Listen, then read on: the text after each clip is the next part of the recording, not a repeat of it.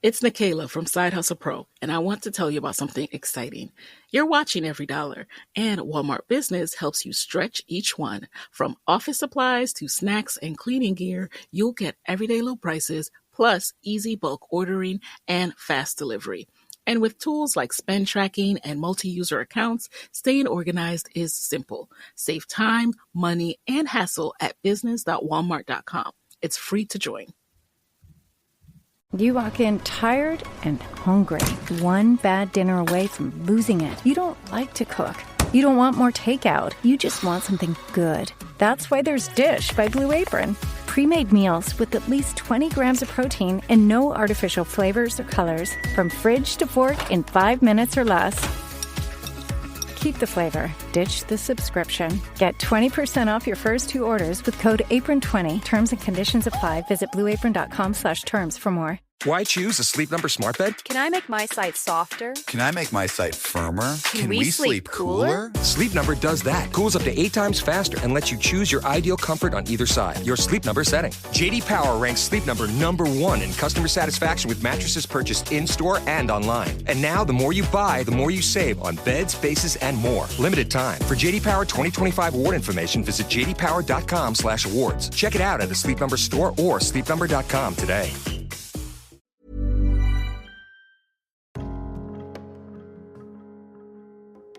Welcome, dear friends, to Mindful Mondays. I'm your host, Ashley Bentley, and this is your weekly space to slow down, soften the edges, and meet your inner world with curiosity and care. Right here on the Neurodivergent Experience podcast. And all this month, we've been exploring the anatomy of a breakthrough. State, story, and strategy. A framework I learned many years ago from author, coach, and motivational speaker Tony Robbins. So we first began with state, the condition of your nervous system, and why regulation comes before resolution. And we then moved into story, the narratives you live inside, and how they shape what feels possible. And today, in this final part of the series, we arrive at strategy. And not as another self-improvement project, but as a creative collaboration with your own life. And this episode is an invitation to explore how breakthroughs take shape when we stop trying to force change and start listening to how change wants to move through us. And all throughout this episode, I'll be sharing reflections and words from some of my favorite thinkers, from Buckminster Fuller and Zen teachers to Van Gogh and modern productivity writers, all woven through a distinctly neurodivergent lens. These are the people who understood systems and creativity, embodiment, and transformation long before hustle culture had a name. Strategy is how we move forward once our body and story are aligned. Because insight without action stays theoretical, and action without alignment becomes self-betrayal. And strategy is the art of building the new. And we'll finish off today's episode with a deeply nourishing and transformative Yoga Nidra. And I want to start with a line that has lived in my notes and in my heart for a while, by Nathan W. Morris, a writer and editor whose work focuses on intentional living, authorship, and the idea that our lives are something we actively shape. He wrote, "Edit your life frequently and ruthlessly. It is your masterpiece, after all." And what a beautiful call to action. Your life is not a finished product. It's a living draft. And strategy, from this perspective, isn't a rigid 5-year plan. It's an ongoing act of editing, keeping what feels true and softening what doesn't, and being willing to cut what no longer belongs in this chapter. And it doesn't mean you were wrong before. It means you're evolving now, course correcting as you go, like a pilot flying a plane. And this brings me to the late, great Buckminster Fuller, a systems theorist, architect, futurist, mathematician and philosopher, who devoted his life to studying how complex systems evolve, and is frankly one of my heroes in this life. And this quote that I'm about to read has impacted my personal development in extraordinary ways. He said, "You never change things by fighting the existing reality. To change something, build a new model that makes the existing model obsolete."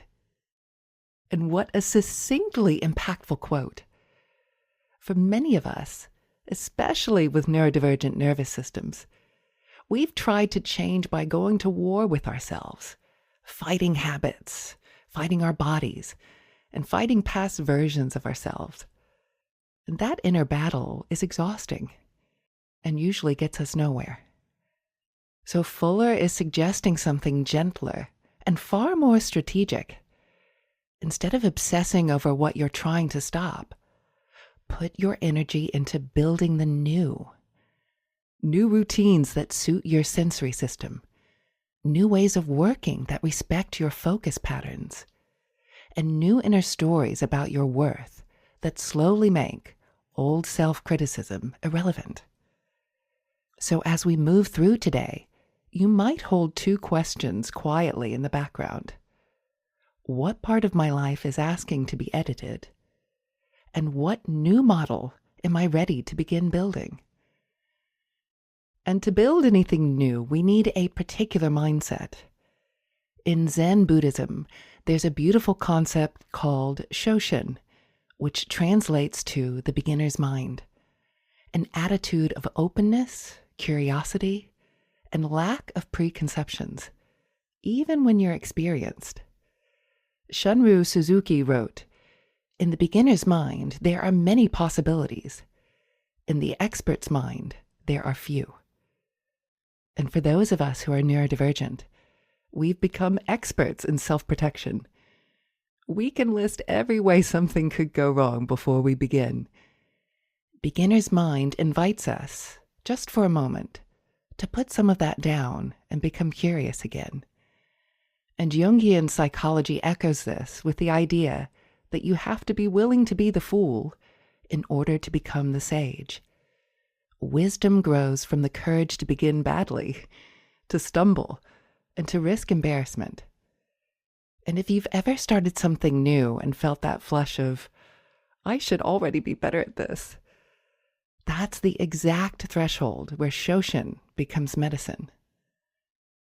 And neuroscientist Rachel Barr uses the metaphor of the clown and the editor. The clown is the part of you that's allowed to be messy and playful and wrong. And then the editor refines. But when the editor arrives too soon, nothing gets made. But when we let the clown go first, we at least have something to shape. So strategically, this might mean trying a new routine badly, or experimenting with a different evening rhythm, or just trying something new without knowing if you're doing it right, and letting that be okay. No one edits a masterpiece that doesn't exist yet. You have to be willing to begin. And once we've summoned the courage to begin, the next question is, how? Author Tim Ferriss offers a deceptively simple question. What would this look like if it were easy? And for neurodivergent nervous systems, this is a powerful disruptor of the story that everything meaningful must be complex, effortful, or overwhelming.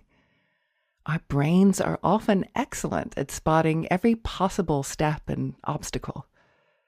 This question invites us to look instead for unrecognized simplicities.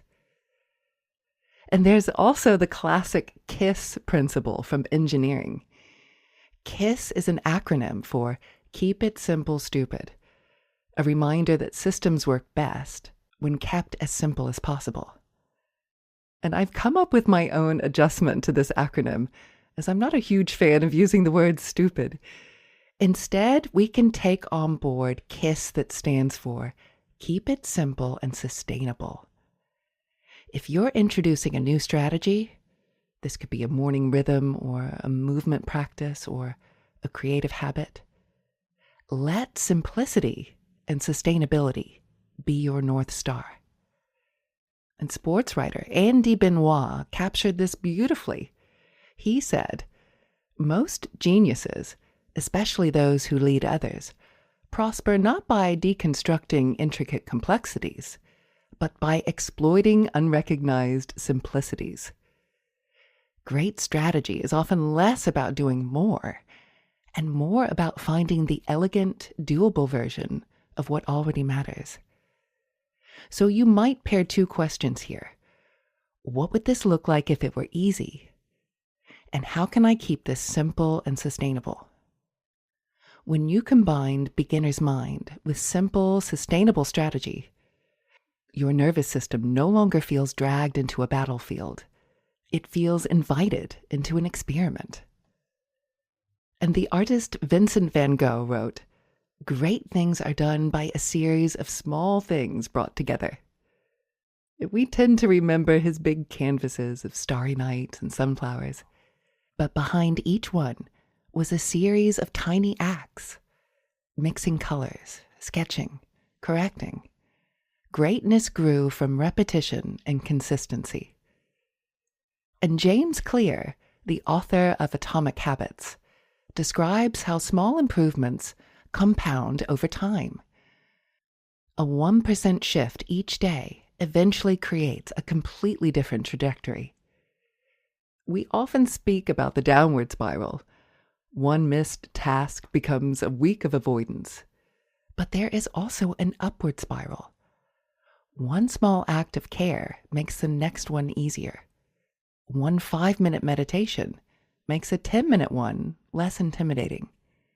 And one earlier night makes tomorrow's nervous system more resourced. What's remarkable is not the size of any single step. It's what happens when those steps begin to compound. Like interest quietly accruing in the background, like a path forming under your feet, simply because you keep walking it. And for neurodivergent brains, often caught in all or nothing patterns, tiny, consistent steps offer a middle path. They let you build trust with yourself, one small promise at a time. So you can think of strategy then as agreeing to a series of small, doable experiments. 2 minutes of breathing before you open your phone, or 1 page of journaling instead of none, or listening to one of my short guided practices on Insight Timer in bed rather than scrolling. These are the small things brought together that quietly change lives. And even knowing this, there's often a gap between intention and action, especially for ADHD and other neurodivergent profiles where initiation itself can feel like a brick wall. Millard Fuller, a humanitarian and founder of Habitat for Humanity, captured this beautifully when he said, "It's easier to act yourself into a new way of thinking than to think yourself into a new way of acting." There's something quietly radical in that because it flips the usual order. It tells us that clarity doesn't precede movement. Movement creates clarity. And this is especially important for neurodivergent minds, where overthinking can feel like safety, and waiting can masquerade as wisdom. We can spend hours perfecting a plan, but our nervous systems learn most through lived experience. Once you take a small action, your brain suddenly has new data to work from. An actor and writer, Hugh Laurie, put it even more bluntly. He said, "It's a terrible thing, I think, in life to wait until you're ready. I have this feeling now that actually no one is ever ready to do anything. There is almost no such thing as ready. There is only now, and you may as well do it now. Generally speaking, now is as good a time as any." And from a neurochemical perspective, this matters because dopamine, linked with motivation and reward, often arrives after we start, not before. So the friction you feel ahead of time is real. Your brain is conserving energy and predicting effort. But once you take that first small step, dopamine begins to flow, reinforcing the behavior and making the next step easier. So if you're waiting to feel motivated before acting, you might be waiting a long time. Strategy here looks like lowering the bar to entry so that the first step is almost frictionless, and trusting your chemistry to join you once you're in motion.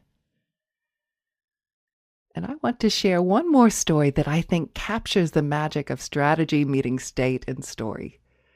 Author Jordan Gruber recently posted on social media describing being ill for a week and then returning to the Taekwondo kicks that he had learned 45 years earlier. He expected it would take several days of practice to regain his flexibility. That was the story he'd been carrying. Instead, when he sank deeply into the present moment and engaged his body fully, he found he could do his crescent kicks almost as well as in his 20s. What changed wasn't his muscles in that moment. It was his access to embodied knowledge. By entering the right self or state, grounded, present, confident, he discovered that the capacity was still there, just waiting. He then invited readers to pick something from their past, a physical, artistic, or musical skill, and to pretend that they can still do it just as well as they used to, just to see what happens. And I love this invitation as a practice in gentle self-strategy. It asks, what if some of what you think you've lost is actually still available, just beneath a layer of doubt? What if the right state and a tiny act of courage could bring it back online? And if this idea resonates, you might experiment this week. Dust off an old skill. Give your body a chance to remember. Let it be playful, not a test. And notice how this shapes your story about what is still possible for you. Okay, so how do you actually design a strategy that works for your system? Here are a few invitations. First off, start ridiculously small. You're not proving anything. You're building trust with your nervous system. What is the smallest action that moves you toward what you value? What is doable today in this state, with this capacity? And then move on to this. Anchor to your why. This is what microdosing meaning is all about. When your actions are rooted in what genuinely matters to you, that could be connection or creativity, rest or health, they stop feeling like punishment and start feeling purposeful. Build in flexibility. Rigid plans can backfire for neurodivergent brains. Instead of, I will meditate at 6 a.m. every day, you could try, I will practice presence for a few minutes most days, whether that's meditation or breath or simply noticing. And track process, not perfection. Instead of fixating on outcomes, notice what you're practicing. Did I choose alignment today? Did I honor my capacity? Did I show up for myself, even imperfectly? And celebrate those micro victories. Your brain needs positive reinforcement to build new patterns. When you take a small step, let it land. I did that. I showed up. That's not indulgent. That's neuroplasticity in action. And finally, expect non-linearity. Progress is rarely a straight line. Some days will feel clear and grounded, and others won't. And that's not a failure. That's being human. And remember, if your strategy is starting to feel punishing or exhausting or shame-inducing, that is not alignment. That's protection. Make sure to pause, return to state, then return to story, and ask, what am I actually trying to do here? Real strategy feels like coming home to yourself, not running away from who you are. And we'll keep unfolding these ideas together in future episodes. And in the meantime, remember, you can find me on Insight Timer. Just search for Ashley Bentley, where you'll find guided practices and courses to help this work stay buoyant, embodied, and gently integrated into your life. Okay, so now let's bring all of this down into your body. One of the most powerful ways to support strategy is by working with the brain in a state of high neuroplasticity. And Yoga Nidra is one of my favorite ways to do that. During Yoga Nidra, the brain often drops into the theta wave range, the same family of states we see in deep meditation and hypnosis, and in parts of the sleep cycle. In theta, your nervous system is deeply relaxed, and your critical mind is softer, and your neural pathways are particularly receptive to new patterns. In traditional Yoga Nidra, we work with a sankalpa. This is a short, positive, and in the present tense statement, expressing the intention of your heart and mind. It's a quiet inner resolve, phrased as though it's already emerging. So a few examples of a sankalpa are, I release and let go and feel presence in my body. Or, I am learning how to see more beauty in the world. Or, I'm learning how to slow down and rest more effectively. Notice how these are kind, simple, and aligned with everything we've explored, building the new, one small step at a time. So in a moment, I'll invite you into your own Yoga Nidra. If you're able to lie down safely, you might like to prepare a comfortable space now. A blanket, something under the knees, whatever your body needs to feel supported in this moment. And before we begin, gently sense into what your sankalpa might be for this season of your life.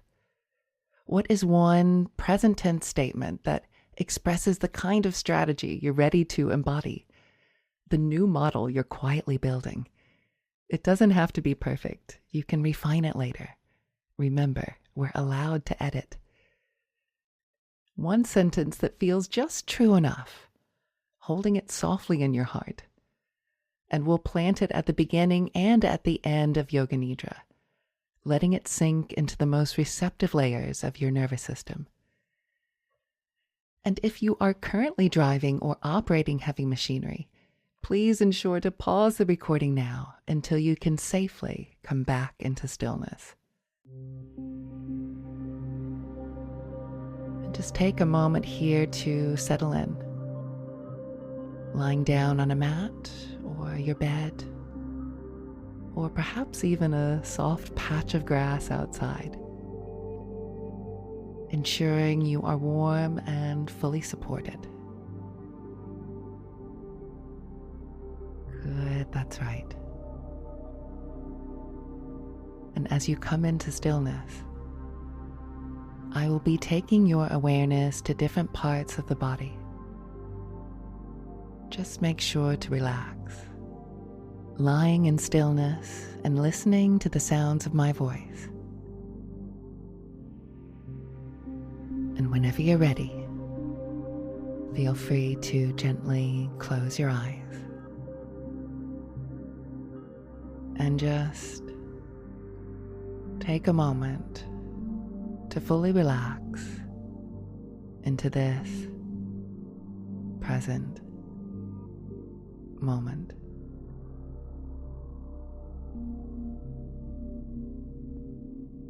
Bringing to mind now your sankalpa, your intention for today's practice.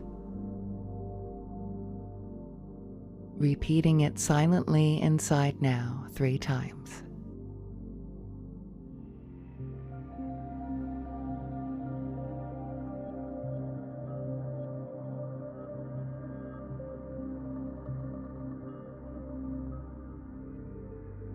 Bringing your awareness now to the crown of the head, the center of the forehead, the eyebrows, the space between the eyebrows, both eyes and eyelids, and all the little intricate muscles behind both eyes. the cheeks, the bridge of the nose, the tip of the nose, the upper lip, the lower lip, sensations inside the mouth, the teeth and the gums, the tip of the tongue, the root of the tongue, the middle of the throat, the base of the throat, both collarbones, both shoulders, moving down to both elbows, and down again to both wrists. Noticing the thumbs on both hands, and then feeling all 10 fingers at once.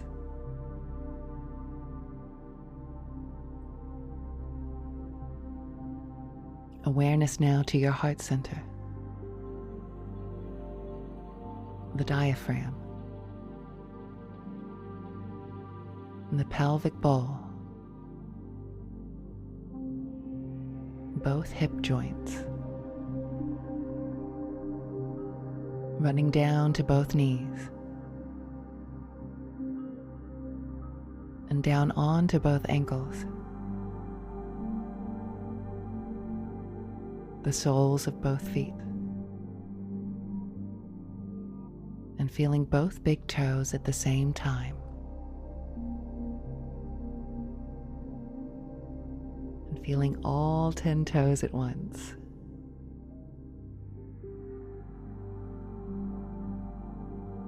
Awareness now to the whole physical body, the whole body resting deeply, feeling the whole body.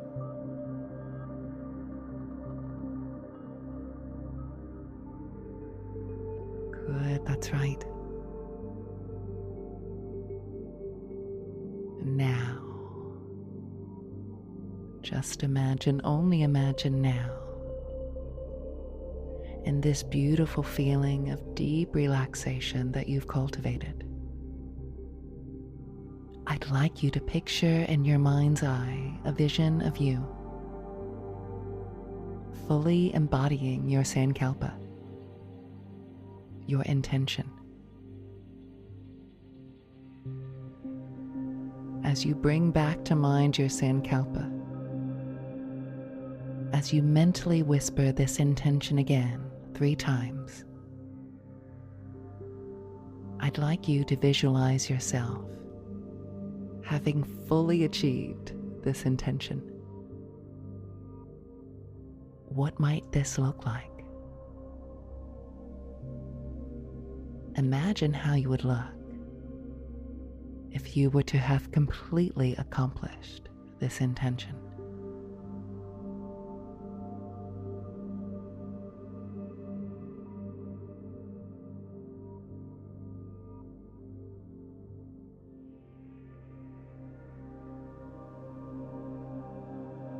And just rest back as you enjoy this powerful visualization of yourself achieving everything you know you can right now.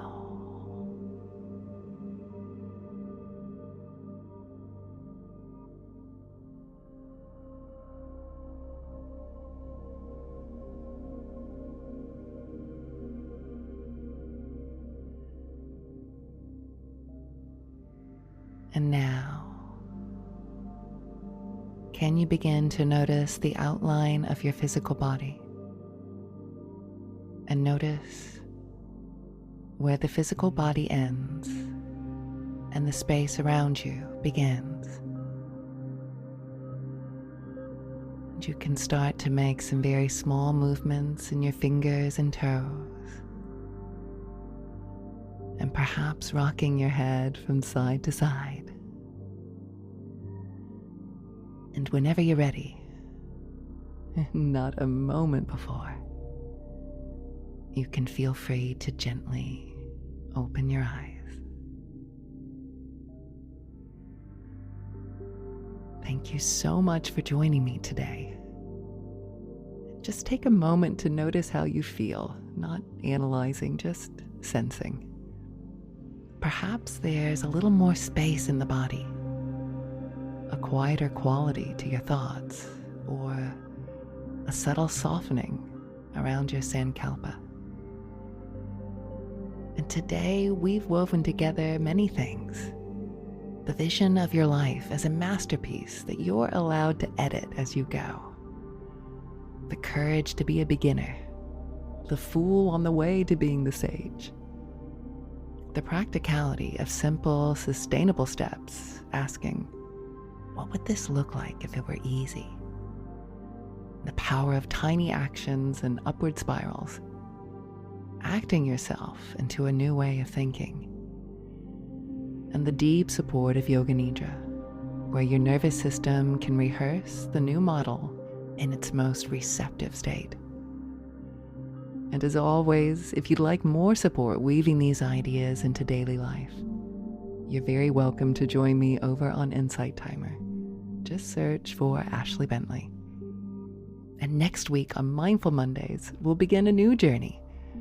I'll be exploring resilience, getting comfortable with being uncomfortable, and learning how to bounce back from challenges. And remember, you don't need to remember every quote from today. Perhaps let one sentence stay with you. Van Gogh's reminder that great things are done by a series of small things brought together, or Fuller's invitation to build the new, or your own sankalpa. Trust that your nervous system knows the pace that it needs, and trust that each small, kind action you take is part of your upward spiral. And remember, as always, we're all just walking each other home.